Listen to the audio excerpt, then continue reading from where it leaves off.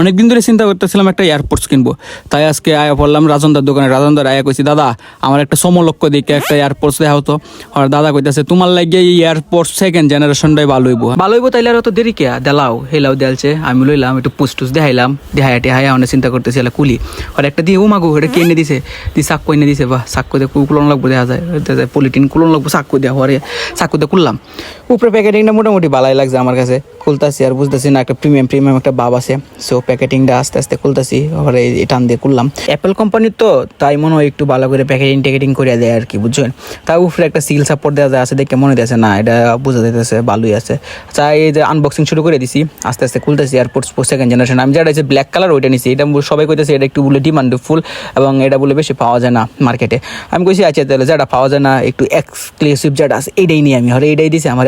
এই যে টানতেছি বা খুলে না পরে নাকি রাজনদা কইতেছে ভালো করে ঝাড়ি দাও তাইলে ফুরে দেবো।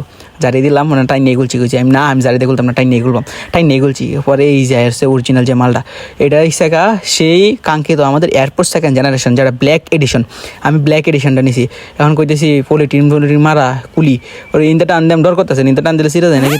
পরে কইছে না ইন্দে টান দেওয়া লাগবে। পরে ইন্দে টান দিলাম এই যে দেখেন আমাদের অরিজিনাল যে জিনিসটা সেটা আমাদের হাতে চলে আসলো। এখন এসে আমরা এটাকে খুলবো, কুলার পরে দিই ও মা পুকুত করে শব্দ করে ওঠে, কুলার সাথে সাথে পুকুত করে শব্দ করে ওঠে এবং ফোনের মধ্যে অটোমেটিক কানেক্টেড দেখাইতেছে, আমার ফোনে অটোমেটিক বাজতেছে।